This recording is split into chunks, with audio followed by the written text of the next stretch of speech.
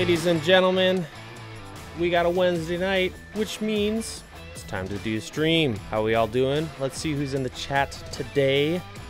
Oh man, we got TBH, Raiders all day, Rootsy, Panda Bear Photographer, Alessandro, Tomar, Benny, Michael, Lucky, the Crowdy Crew, Mick, Tomer, and others. How we doing today? Had to switch the camera up because right before I went live today, I realized I had taken my camera down. So today, I think last week we did the Sony. Let me turn this music down here. Sorry, guys. I think last time we had the A6500, and today we're doing the A6000. So a 1080p Sony camera, still fantastic with hopefully good autofocus. Good. So today we're talking about this sucker, as the thumbnail and title suggests. I'm sorry, Canon M50. So we're just going to jump straight in today. Would love to hear what you guys are doing today-o, and what you guys think of this thing, because it's kind of a weird camera. Obviously, it's the first 4K Canon large sensor APS-C camera. So obviously their 1DX stuff, their 5D stuff has 4K now, but this is the first that I can think of right now, 4K crop sensor. And it's really interesting. At first, when I ordered this and pre-ordered this, I was like, you know what, I'm just gonna get it, do a review, trash it, and send it back or sell it. And I've become a little fond of it. It's still hardly perfect, and there's some serious problems with this thing, but it still has a place, I think. So the first thing I thought of when I saw this camera get announced is how bad the 4K was going to be with that huge crop, and you're not going to get great autofocus, so it's really limited, you know, when it comes to use cases.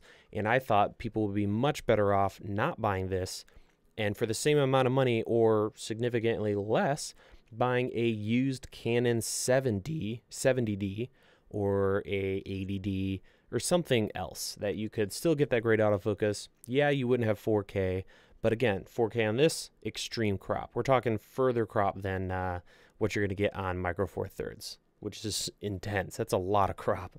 I don't have one on my desk right here, but my G7, which I've used in my streams in the past, much less crop than that. So I got it in the mail. I opened it up and I took it out. What I like to do is, as much as possible, take my son on walks in the evening. And it's a great chance to test cameras because I'm walking with him. You know, he kind of slowly prods along, and it's great to test lenses and autofocus specifically because 2-year-olds are really taxing on autofocus. And I really started to enjoy and see where this camera fits in. Once you tweak a bunch of the settings, it has decent video specs, and it's, I think, great for someone like me. You know, I'm a dad, and I really enjoyed using this around the house. It's super small, but it's not too small to be really, really difficult. So I really appreciated that, and I was able to, you know, just keep it in my pocket even. The lens collapses down very small, like so. And then there's a little tab here. I'll show you. That you rotate. Come on, focus. There we go. And then you get the full range. This is the lens that comes with the camera as a kit, the 15 to 45. I found myself living at 15 to maybe 24 and getting that 3.5 for aperture, and you got some nice wide angle, shallow depth of field stuff in 1080. 4K, different animal. Stabilization, by the way, sucks on this camera. It's really bad. So you're not even going to come close to the Panasonic G85 or something like that. So I just turned it off because it was doing some funky stuff. Any of the settings were bad. So just using the lens stabilization is all I would recommend. So if you're like, wow, it's got image stabilization, it's not. It's bad. It's so bad. When it comes to 4K, what's interesting is this is one of the cheapest large sensor 4K cameras. And I think there could be some use there. If you're a YouTuber, and you're not vlogging like, you know, this, you could make use of that. By the way, am I looking dark? I feel like I look a little dark. Maybe not so much. So yeah, 4K. And what's really interesting is because of that additional crop, the only good thing about that is now you're able to use different lenses, and you can actually use C-mount lenses on this camera without any vignetting. So I was playing with a really cheap 25mm f1.4, and it worked great. So that's kind of cool. But I mean, if we're getting serious here, yeah, unless you have to have that 4K or like this small form factor, you're just going to do better getting a used Canon DSLR like a 70D or 80D. We got a donation up in here from Jesse Driftwood. Keep up the great content, or good content, dude. Canadian, $14. Thank you very much, Jesse. Appreciate it. It's very kind of you. So yeah, it's weird. I think there is a place for this camera. I think it's a pretty narrow market, if you will. People like me, if you're a dad and you want to shoot video, and my wife will tell you that when it comes to my off time, so when I'm not doing daily, you know, what I do as a job, running this YouTube channel, I don't like to touch cameras much. I like to sit back, have a drink, hang out with people. So on trips and stuff, she's the one who does all the photos and things like that. But with this camera, bit quiet, someone says. Okay, we can fix that. Check 1 2, check check check. With this camera, I found it kind of fun because it's again small. The autofocus is great, and what I found myself doing was 1080p for video. I know it does 4K, but the 1080 is great at this size. I've got my flip out screen, and I would set my ISO to auto. And as these cameras have gotten better, the auto ISO has gotten better, and when it switches, it's not as jarring. So auto ISO 3.5 for my aperture at 15mm. Let the autofocus go crazy, and you can get some really, really nice stuff. And again, stills is also a great reason to consider this camera. You got that small form factor. The raw photos are great, and they're not as big. So if you don't want honking, you know, raw files, that would do the trick. So let's hop into the chat a little bit. What are you guys thinking? What do you guys think of this camera? I am obviously very excited to see what Canon does sometime middle to end of this year or beginning of 2019 when it comes to their Pro APS-C and Pro full frame cameras. It would be interesting if they do something similar to what they've done with the full frame line. So it would be cool if, you know, if the same business model for their DSLRs, but for mirrorless, and if they did like a 7D style but mirrorless, so kind of a nice APS-C Super 35, a 5D-ish mirrorless, so more the pro end, and then maybe something like the 6D, which is still full frame but not as pro. So yeah, it's going to be really cool. Once they finally get to the mirrorless party with the rest of their line, I think it's going to be pretty interesting. And for those who don't know, what sucks with this camera is it totally has the capability to do 4K, maybe even without the additional crop, but 4K with dual pixel autofocus. But Canon on purpose crippled it so it would not do great autofocus in 4K. That way they can protect their future more expensive mirrorless. So that's kind of a bummer, but you know, what are you going to do?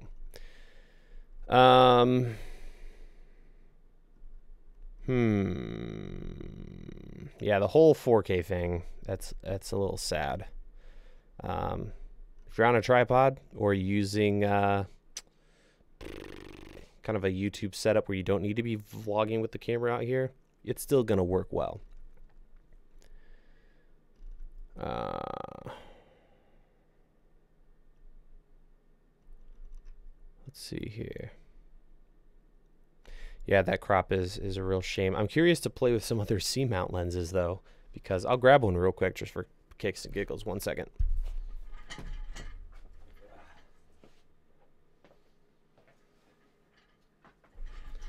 So, with the that crop, it's further in than Micro Four Thirds, and here is I've done a video. If you just search my channel for C-mount lens, you'll see this and 2 other lenses as a nice little kit. And this is a 25mm f1.4 C-mount. So you can see, I'll unscrew this thing here. I'll just slap it on the camera. Why not? And these lenses are designed for much smaller sensors or film planes. So there you go. There it is on the M50. I've got a little focus gear on here. That's why it looks huge, but you can see how tiny that thing is. And even though it's so small, because we're getting it so close to the sensor, it actually fills the entire frame. So we'll just get super jank here. I'm going to flip this around and see if I can do this. All right. So there's my face. Let me backwards try to get my focus. Something like that. Clickless or declicked aperture. Pretty cool. And you can see it's not vignetting on the corners, which is awesome. So maybe I could find some more wide angle lenses than this 25, and you could get a cute little cinema kit. These things flare like crazy too. I'll open it all the way up. You can see how flary that gets. Yeah, you could have some fun with this, and it's in 4K. So that's pretty cool. Other things about the camera, it only has one dial here. So I believe it's set to, I think you can change it. What do I have it set to? Right now it's set to shutter. And that's it, unfortunately. And you have a couple other options. You can program these buttons here as well as these buttons. And then there's one button right up here, so you can still access some stuff. Otherwise, the touch works pretty well. And I'm trying to do this backward, but you can hit Q, and that brings up pretty much everything. There's also a button for right in the middle here for accessing all this. And down there at the bottom, you can see the 4K and other resolutions. Yeah. Again, if you're going to get one of these, definitely turn off image stabilization because it's terrible, and just use the lens stabilization. We got another donation from Daniel Moore. I need to get faster at that. Daniel Moore Photography. Drinking and watching your live stream. It's 10 p.m. in the UK. When's the next podcast out? Not interested in Canon, just here to see your face. Nice. I don't do podcasts, but a video will be out tomorrow. It should have been out on Tuesday, but that's going to have to wait. And we're talking about macro, so that'll be fun. Budget macro options. Well, cheers to you, Daniel. Thank you for the donation. You're a beast. Yeah. So NAB's coming up. I'm leaving very shortly for that. And super stoked to see what happens this year. I don't really know what this year is going to be. Each year there's kind of a theme. I think this year might be RGB lighting. That's getting really big. And hopefully some cameras. I'd love to see something from Blackmagic. I don't think there's any reason to expect anything, but I just have this gut feeling that it's been a while. And man, would a new updated pocket cinema camera, wouldn't that be great? Yeah. People are saying A7S coming in NAB. I think that'd be great. I don't know if that will happen. It'd be kind of interesting timing given that the A7 III is about to start shipping. Yeah.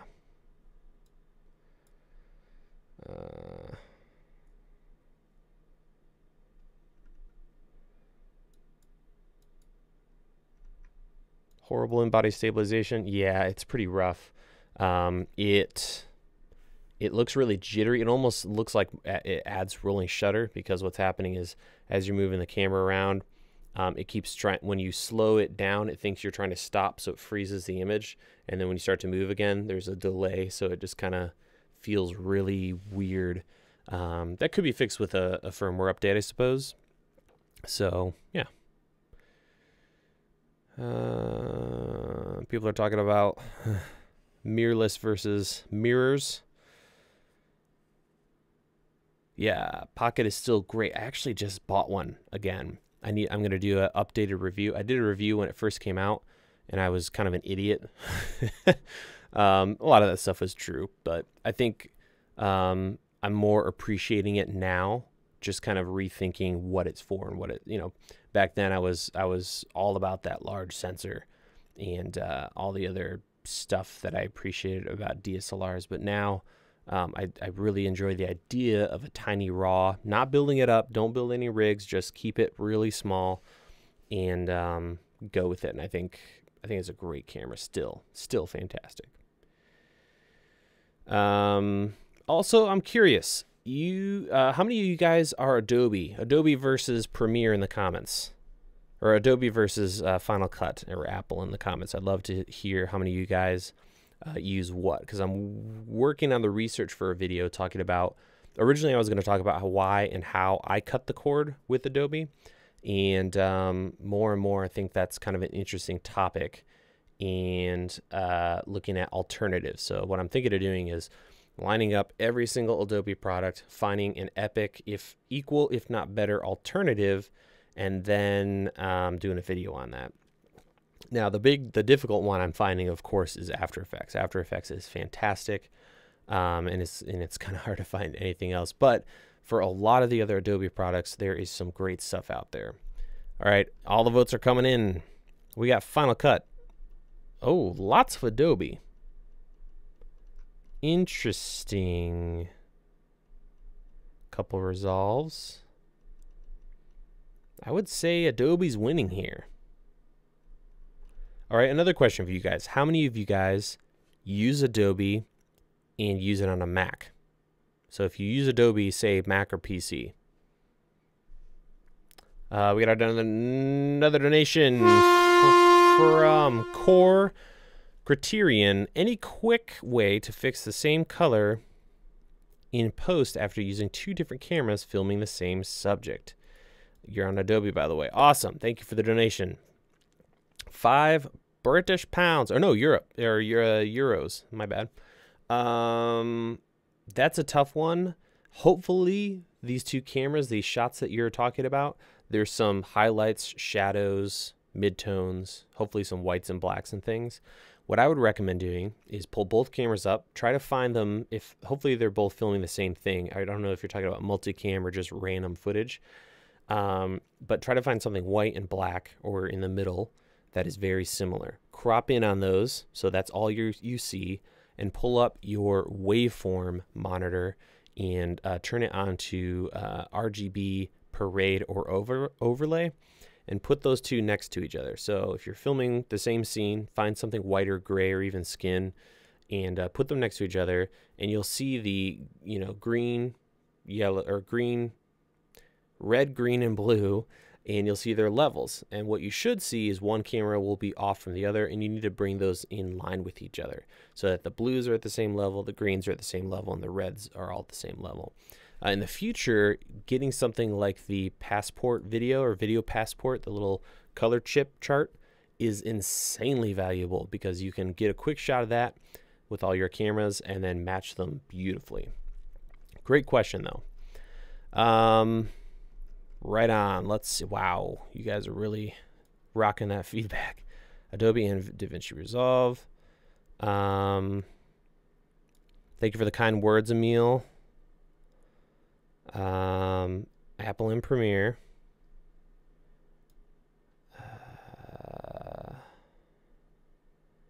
Still Final Cut versus, let's see, where's the Mac stuff? All right, Mac and PC, Mac, PC, Mac. So there's a good amount of you guys who are using Apple hardware with Adobe, which I find very interesting. Interesting. Okay, well, this is really helpful. Huh. You missed a donation of $2. Uh-oh. Let me go back up here.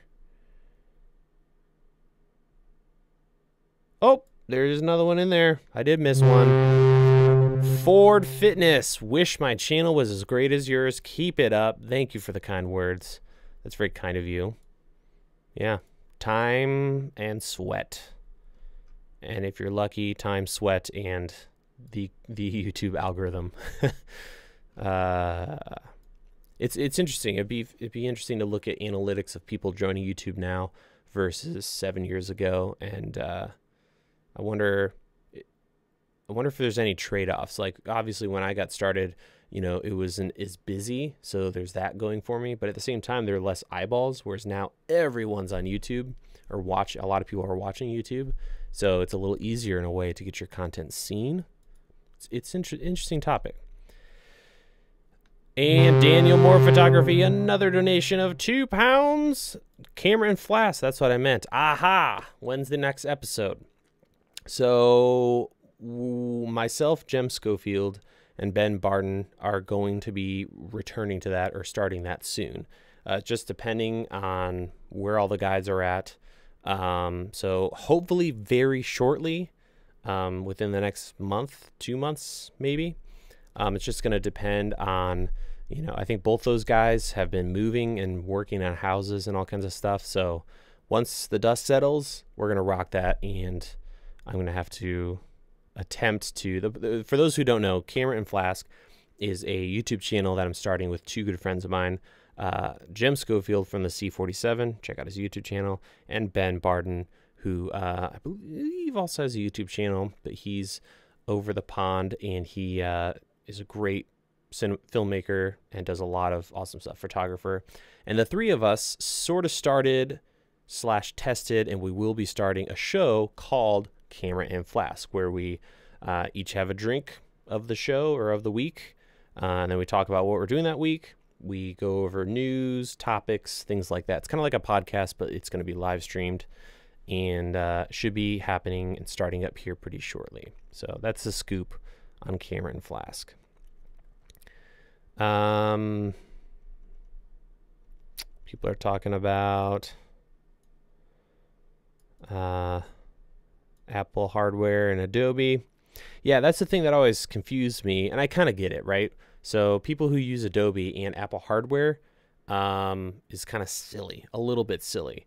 I understand if you love and know exclusively, you know, Mac OS, then that's awesome. But when it comes to hardware, you're just not going to get the performance on a Mac, and your dollar per performance is going to be so expensive, so high. So yeah, that's going to be the deal there. Resolve, I really need to sit down and play with Resolve, because it's free, right? Like completely unlocked, or is it kind of a light version? Correct me if I'm wrong. But man, Blackmagic is really killing it with that stuff.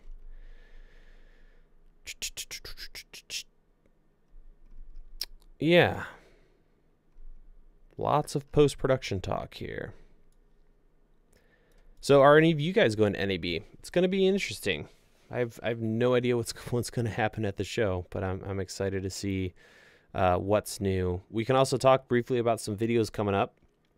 I'm finally getting to finishing a bunch of videos that I've promised for a while. We've obviously got a lot of camera reviews coming up, and talking about the Fuji, this guy, the Sony A7 III when it comes out. I need to do my GH5S full review, because I've been really enjoying that camera, and it's just killing it. Tomorrow we're doing macro on a budget, so several different options and tips and tricks there. After NAB, we will be doing some rig videos. I'll be talking about this monitor here. Anamorphic is on the way, and finally, I need to get more B-roll and whatnot, but the 7 to 10 cameras under $300 for video, that's coming up, and more light kits. So I'm going to refresh my $500 light kit video, because that's kind of getting old considering all the new options we have now. And then a $1,000 light kit and some other stuff. So also packing and kits, some cinema kits, and then I've got a whole bunch of cinema lens kits. So finding a set of really awesome primes and getting them all set up for video, and which ones to look for and things like that. So that should be fun. Darren Schneider, donation, $5. Hey Caleb, is NAB like CES, where you can see the products, or can you actually buy items? I wanted a 7 III. So yeah, it's a lot like CES, but really geared toward video. There's also, you know, broadcast and some other stuff, but whereas CES is like anything and everything electronics, NAB kind of cuts out all the kind of silly stuff, not silly stuff, but things outside of video, and really narrows it down. And if you're going to the show, there are 3 halls in the convention center: North Hall, Central Hall, and South Hall. North Hall is all business and tie, systems and integration, yada, yada, yada. Central Hall is filled with hipsters and filmmakers, and that's where all the stuff that we're kind of interested in and this kind of stuff all happens. Cameras, lenses, gear, all that stuff happens in the Central Hall. And then South Hall is dimly lit and people who have never seen the sun, post-production, all that kind of stuff. So it's a really great show. I enjoy it. It's awesome catching up with people there, talking with vendors. You can totally get your hands on products and play with things. You technically can't buy anything, but if you ever go to the show and stay on the last day, which is Thursday for the last show floor day, there's a decent amount of people who buy stuff right from the vendors, so the vendors don't have to ship it all back.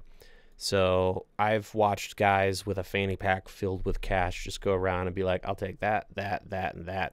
Here's what I can give you. And then people make deals and whatnot. So, hey, not bad, right? And by that day, a lot of the vendors are actually just packing up because it's a pretty dead day. All right. Thoughts on the Aperture MX from Lucky. Super stoked for it. It's a little steep for something that small, but, you know, for what it is, it's perfect. It's super well made, very bright for the size. I don't think it's going to cater to those getting started because $150, you can get a decent, you know, big light for that money. But for those who just want a more beast mode MX or M9, it's going to be great.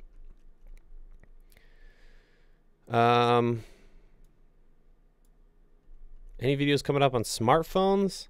Probably not. I feel like a lot of people are doing that stuff already, and I don't buy the newest phone anymore. I used to, but I'm still rocking a iPhone 7. I've got this case that came with my 6 or 6S. I've modified the camera so it fits there, and yep, it's working just fine. And I might keep it. If there's a huge update when it comes to video on a future phone, I might go for it. But the X just wasn't quite enough to spring for me. All right. We got another donation from Kiss My Ash. Kiss My Ash. 5 pounds. He says, I'd like to get a well-rounded camera for travel, holiday, and photo. Looking at the G85 right now. Your suggestions, awesome work, bud. Keep it up. Nice. It would depend on your budget. So, you know, if you're looking at a G85, you know, you're in M50 territory. You're also in the dangerous waters of the A6300. I don't know where I'm going with that. So those are the 3 cameras I would consider. You look at here, if you're doing vlogging stuff, G85, I love that camera for that.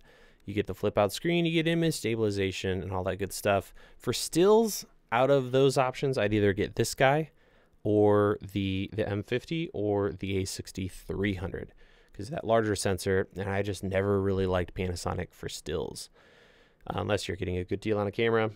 So if 1080p is okay for you, this would be a safe, super easy, pair it with your phone and just run with that. Even though I never thought I'd recommend this thing. Otherwise, the A6300. If you're doing any kind of vlogging, then that's where the G85 really shines.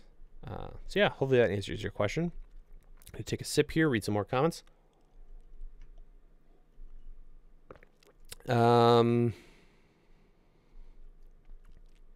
Any guesses for big announcements at NAB? No guesses. Maybe a Sony A7S III, but it just seems kind of odd that they would do that right after the A7 III. I would love to see, and I just got this gut feeling that something's going on with Blackmagic. Could be totally wrong on that, so don't quote me. Yeah, otherwise I don't know. I don't think there's going to be anything. I don't know of anything that's going to be huge, or guesses.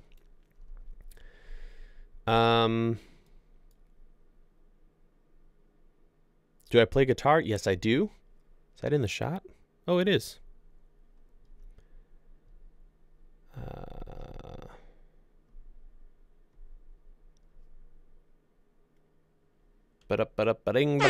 Donation from Video Tempest. Have you played or done anything cool with the Black Magic Atoms? Working on a streaming studio for business with several. No, I have not. So I'd love to hear what you think of that. I haven't played with any of their. I've got a lot of their converter boxes, but none of their Atom stuff. But I know a lot of people like them. Is the new Aperture f7 as good as the 216 for a key light? It's brighter. I would guess it's brighter. I think the color's better. It's bicolor, and at 56 it's going to be brighter, and the size is better, and there's no fan. So if you had to choose, I would definitely spring for the f7. Yeah. Do you have any video? Do you have video on light kits on a budget? Right now, all I have is a newer LED. Yes, I have a couple of videos. I've got a $250, $500 kit videos, and then a couple other comparisons. I'm hoping to get more of those out there. And this company, GVM, their lights are really popular right now on Amazon. I don't think they're the best bang for the buck, though. They're kind of expensive for the output. But those stinkers have been emailing me every single day now. So I might do a video on them because so many people ask. I get probably an email every day from somebody asking about those lights. So we might do a video. I'm sure they're great. They're built probably better than a lot of other stuff. But yeah, so those might be a good recommendation. But it remains to be seen if they're worth what they're charging for them.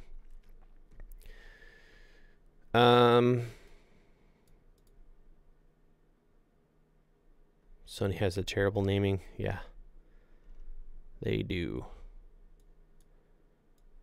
Ever plan a video on your live stream setup? So I should update. I think what I'm going to do, instead of a dedicated video for this BenQ monitor, I'm just going to do an updated desk live stream setup. I sort of covered everything in my desk tour video where I talk about all the different things I use, and you can check that out. All right. Are you ignoring my questions? No, I'm not. I'm just doing a bad job getting through every single one of them. What do you mean using Adobe on a Mac? We have been doing it for years. Did we miss something? It's the hardware. So if you buy a PC and you buy a Mac to run Adobe, even a slightly lower end PC will outperform the Mac a lot of the time. That's due to the graphics that Apple refuses to use. And if you're just using Premiere for work, you're just going to get a way better, or Adobe products, you're going to get way more power per dollar on a PC. Now with Final Cut, it is optimized for that Apple hardware. So if you're editing the same video in Adobe and Final Cut on a Mac, everything's going to be better in Final Cut land. So for people that have an iMac or spend a lot of money on a Mac for Adobe, it doesn't really make sense unless you're just will not tolerate Windows.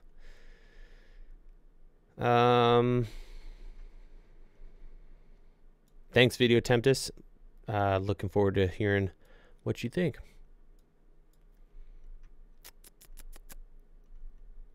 Okay. Looking for an upgrade to my equipment when I move back to the U.S. this summer. Do you think the A7 III with Rokinon City lenses would be a good choice for to up my filmmaking game? From James Lewis. Yeah, that would look probably really solid. Yeah, it's just going to be interesting to see what that camera's like. I know there's already a lot of content on it. But if you've got the capital to rock a full frame, those Cine DS, I would get the DS line. I've got one of them, the 24T15, and you could do a lot of damage with those. Yeah, for sure. Is the Canon M2 better for the same cinema rig in your 250 video? I haven't really played with the other Canon mirrorless cameras. At some point they started upping the video bit rates, but I don't know when that was. So you'd have to look that information up. But if you can get a deal on one, sure. Would the M50 or G7 be better for 1080p video? I don't know what you're comparing that to. I may have missed your earlier comment. That's going to be an interesting combination. That and the M50 versus the G85. What you could do is record 4K on the G7. So essentially, oh, I see what you mean. Got it. So for 1080p video, which one is better? Definitely this guy. Larger sensor, better autofocus. Yeah, I would definitely swing for that. Sorry, misread that question. Apple must not use CUDA. Yeah, I don't think they do. They definitely don't do anything with NVIDIA unless you use an external GPU or run Hackintosh. So you're not taking advantage of that kind of power, which I believe Adobe can really put those NVIDIA cards to work. Cheap anamorphic adapters. We'll sort of be talking about that. To get true anamorphic, which is a 2x, glass, you're talking total setup 700 plus. Now, if you're going to do 16:9 video and do a 1.33, you can start to save some money, and about $500 you can get into that game. So we'll talk about that. I saw someone talking about batteries. I wouldn't get Wasabi. Some seem to work for people. I know a lot of people like the GH5 batteries that they make. My favorite cheap brand is DSTE on Amazon. They make batteries for everything. They usually have a more longer lasting power, or they hold more juice, if you will, in the same sizes, and they've worked really well for me. What two lenses do you have? For what camera? For this guy, the M50, we have the kit lens, and then this is a little C-mount lens that's like, I don't know, $20. I did a video on that. Just search C-mount on my channel. You'll find all those lenses. Excuse me.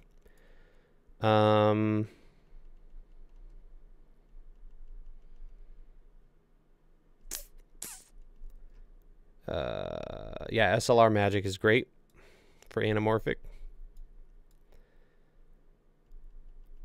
And we got a donation from KJ Hugh Curry. What's up, buddy or lady?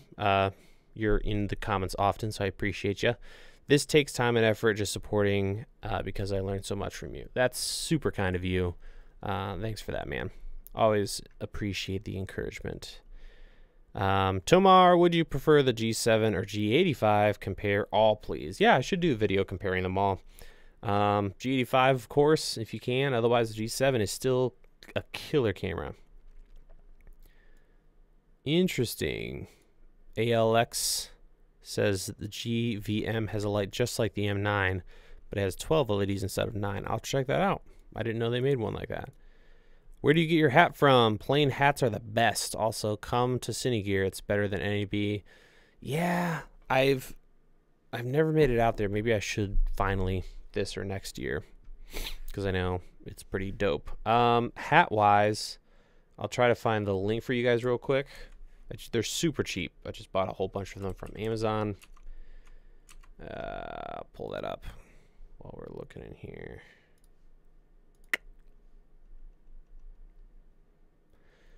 Do you like the 45 to 150 and 20? Yeah, I have the 45 to 150. It's a great budget lens.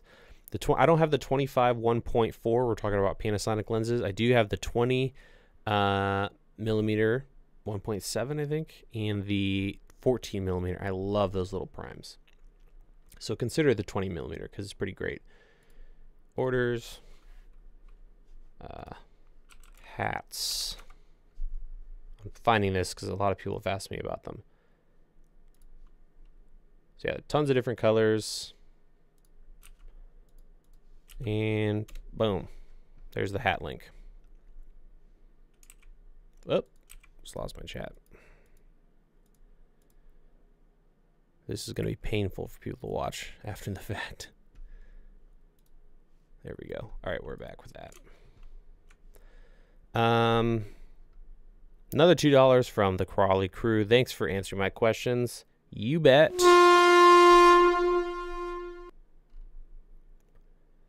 Do it. Cine Gear is super fun. All right. It's not that much further than Las Vegas, but it just feels like it's super far away, which it kind of is. Is it a bad idea to use your GH5 for streaming on a regular schedule, 4 days a week, 3 to 6 hours, up to 12 hours for events? I don't see why not. Obviously, you know, the longer you use that sensor, it might wear down more, but I would feel less bad about that. I would feel more bad about using a lower end, cheaper, smaller camera for that. But I think it's big enough and the heat sinks are probably good enough in that camera where you shouldn't have to worry about it too much.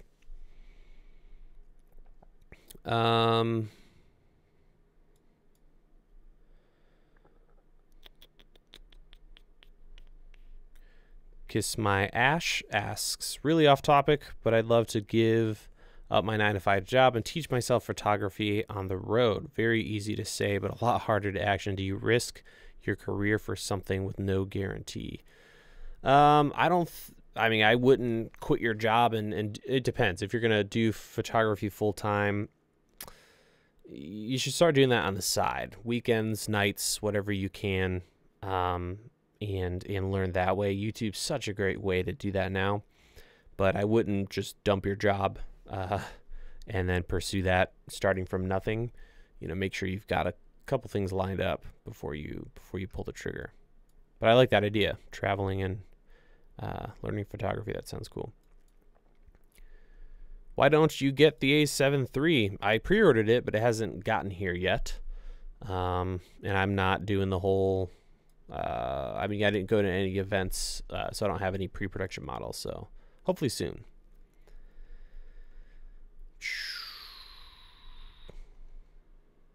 Is it my internet or is the streaming unstable? It might be getting a little funky. I don't know why, though. YouTube's been really silly, and I've had no issues on my end. My speeds are plenty fast enough, so who knows. Right. Okay, jumped a couple times. Hopefully it's stabilizing. I'm mad I'm late. Currently watching from the beginning. YC Imaging. How's it going, bro? Yeah, I would just jump to the... Once you get past the camera stuff, jump to the end, because I feel like I'm just kind of all over the place with this one, guys. And again, we're going to try to do more out in the other studio. Just getting ready for the NAB show has been a little maddening, crazy. Maybe we should talk about what I'm going to pack for camera gear. I was thinking about bringing this guy, but I think I've got to do the GH5. Just knowing I have 4K image stabilization that actually works well, and then, you know, slow motion opportunities, all that good stuff. I think the GH5 is a perfect camera for that. For lenses, I think I'm going to bring the 12-35, which is just kind of a great all-around small lens, and then I'm really enjoying the Panasonic 7-12, so a super duper wide lens, and putting that puppy to work. I think that'll do a good job for me. Show lagging like crazy. Okay. Not sure exactly what's up with that. Should be solid.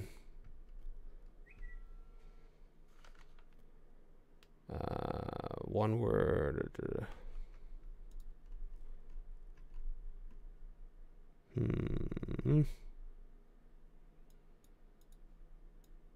Try reconnecting the stream.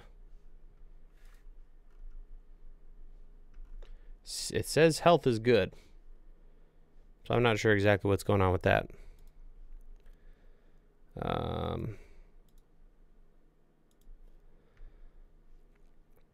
Just put that on auto.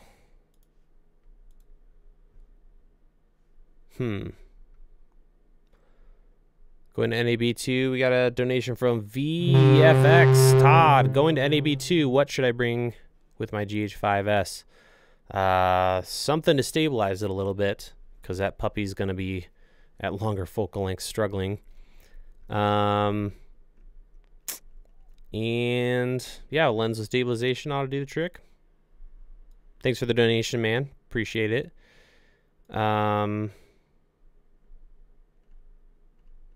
Are we stabilizing a little bit, guys? Hopefully. VFX Todd. I think we talk a lot on Twitter, at least. Yeah. Sounds really, really familiar. T7i versus M50. Yeah. T7i would do the trick. Does the T7 have a dual pixel?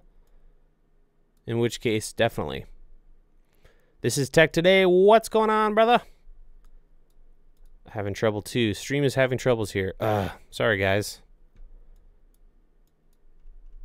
YC Imaging, $20. You get... Damn, son. You just hit with the wow effect. YC Imaging, support, appreciate the content. Thank you very much, sir. You're a gentleman and a scholar. You going to NAB? I think you're going to NAB, right? Yeah, let's hang out. For sure. You've been killing it, brother. Loving it. Great stuff. Another donation from VFX Todd. Oh, can I shoot at NAB halls? Can I shoot at NAB halls? Sure. I don't see why not. I've done it before. Filmed interviews and stuff in there. Sharing the wealth.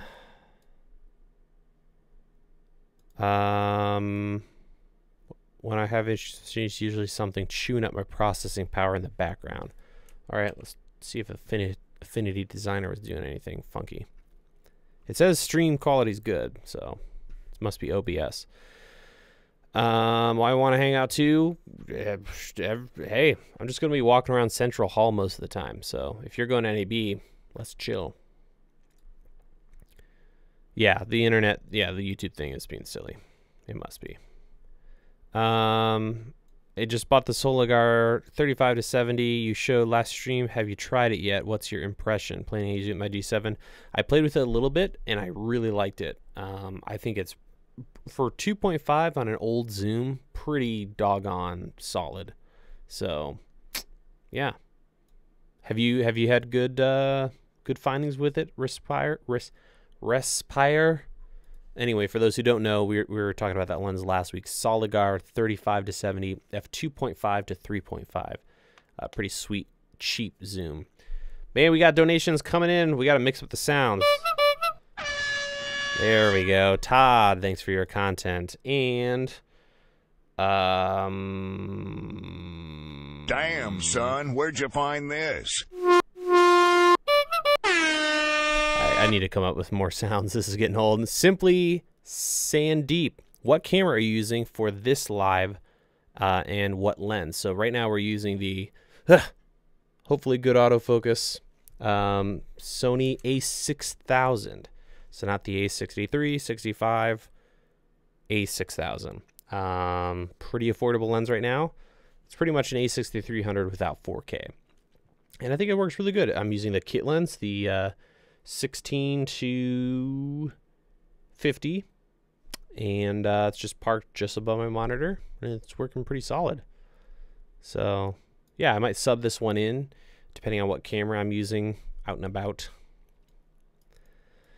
Donations exploding, yes. So thank you very much, Simply Sandeep and Todd. You're both champs.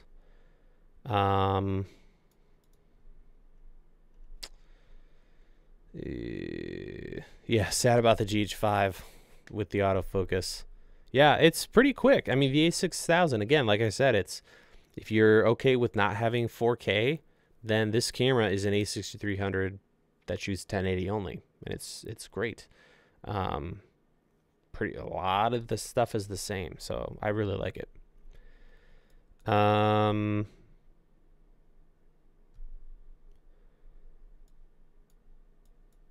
is it with overheating? Hasn't overheated yet. I've done I think 2 live streams with it. This is my second, and no problems. What Rode mic should you start with?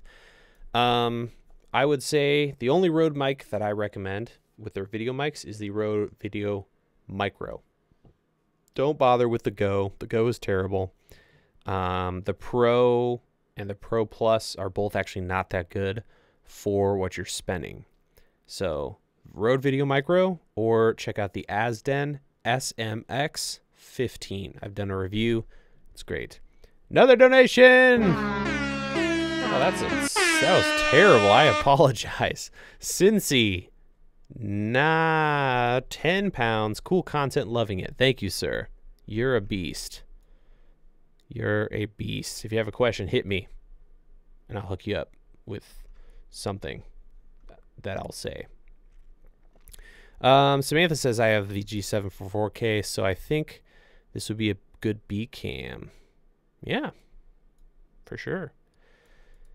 Another donation from Jay Curry. Damn, son, where'd you find Hackintosh. Any thoughts on it? So here's the scoop. I've had this Hackintosh and the other one out there for the server for, what is it, over a year now, I think. And it's worked great. You know, I don't willy-nilly hit update everything. I make sure it's going to work okay. Once you get through setting it up, there's very few hiccups. Unless, again, you're going to try to update everything. And honestly, I could just ride into the sunset with this thing. The only thing I miss is Thunderbolt. Now, it's a lot easier to do Thunderbolt on Hackintosh now because there's motherboards that support it. But from what I can tell, I'm not going to be able to do Thunderbolt very easily unless I rip it out and put a new motherboard in. So when I get my first employee, I'm thinking of going back to Apple hardware and getting hopefully a couple iMac Pros, or Mac Pros if they are out someday. And then, you know, at least a couple 5K iMacs so that I can get something really stable and Thunderbolt. So yeah, that's the scoop there.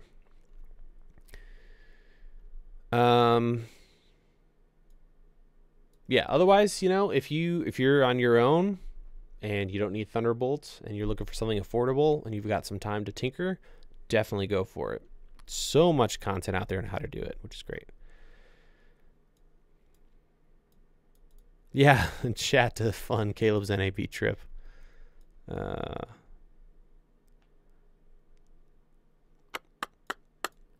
Thank you, Crowley crew, for trying to remember those affiliate links. That's always helpful. Finally catching a live stream. Saw your XH1. How is the autofocus on it? Really solid. I'm really enjoying the autofocus on the XH1.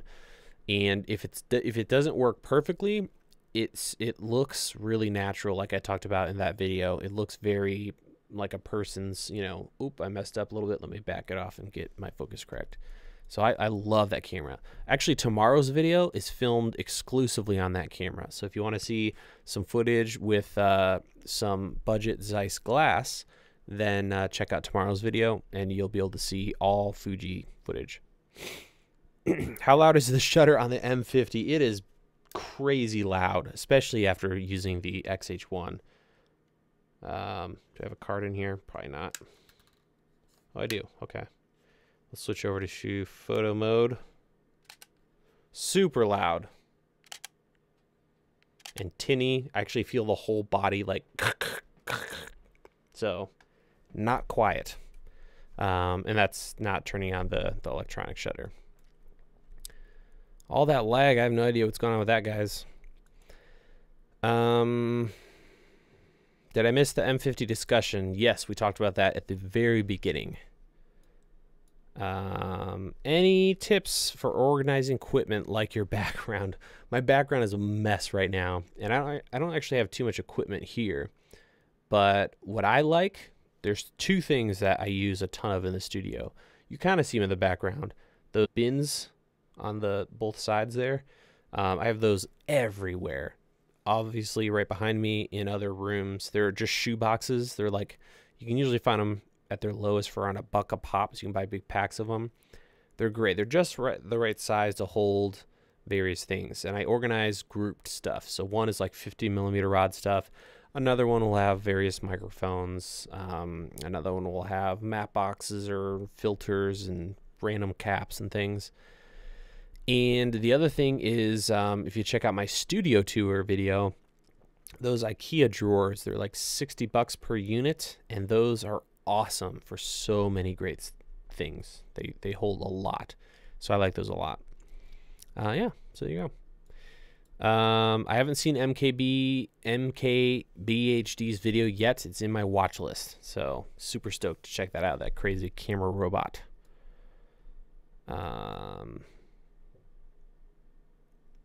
So was it butt, or was it, did you miss it? Essentially, it's not as bad as I was thinking. So I'll review it hopefully very shortly. Any update for the GH4 guide I've purchased? Not at this point, but that could change. All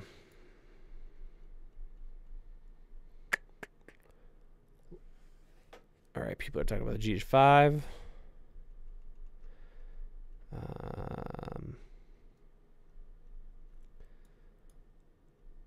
Macro videography might be an interesting subject. Yes. So we won't be, tomorrow's video talks about macro and how to get it on the budget. Obviously there's some footage and stills in it, but I didn't really talk about much about getting those shots, which is difficult. But it's a start. Do I have sponsors? Any good tips on how to get them? I don't have any sponsors. That might change someday, but I'm really enjoying the freedom of not having to do this video is brought to you by blah, blah, blah, blah, blah. So you guys purchasing gear through affiliate links, things like that really help me stay away from that stuff. And I don't want to ever get to the point where that's every single video. So far I haven't done, I've been approached, but just haven't been able to justify the thought of getting into that. And I prefer just to work on my own content. Now, if it's just growing your channel they'll find you.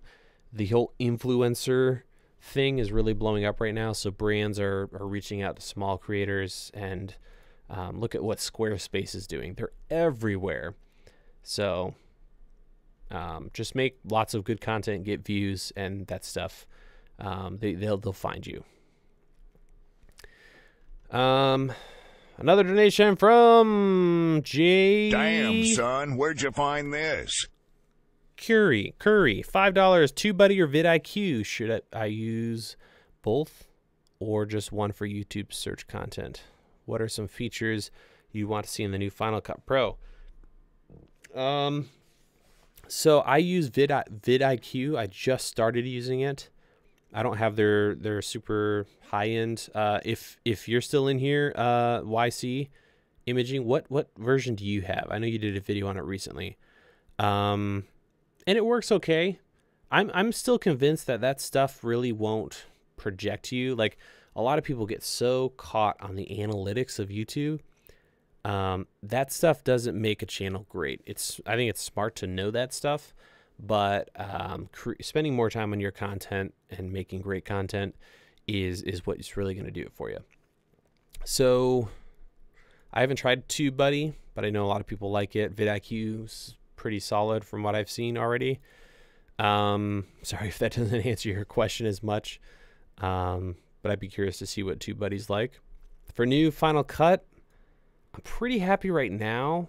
One stupid little thing that I don't know why they don't have, and I love to see, is in all their new color stuff, they still don't have a way to very, very easily just show me all the primary colors and let me adjust their hue. I have to like click and do all this stuff, but I love a very simple little boxes with sliders underneath them. So just grab red and push it over a little bit, get your skin tones correct. Something like that would be nice. Very similar to Color Finale plugin would be cool. So yeah, am I going to NAB? Yes. So I'll be there next week.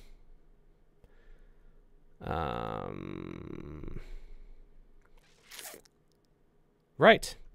So seeing as how it's 4:59, I think we're going to wrap things up. This has been a good stream. Thank you so much for all of you guys who have donated, which was a alarming amount of you. That's really appreciated. Tomorrow, sometime in the morning, we're going to be doing a new video talking about macro. Next week, I might try to live stream from the show or something.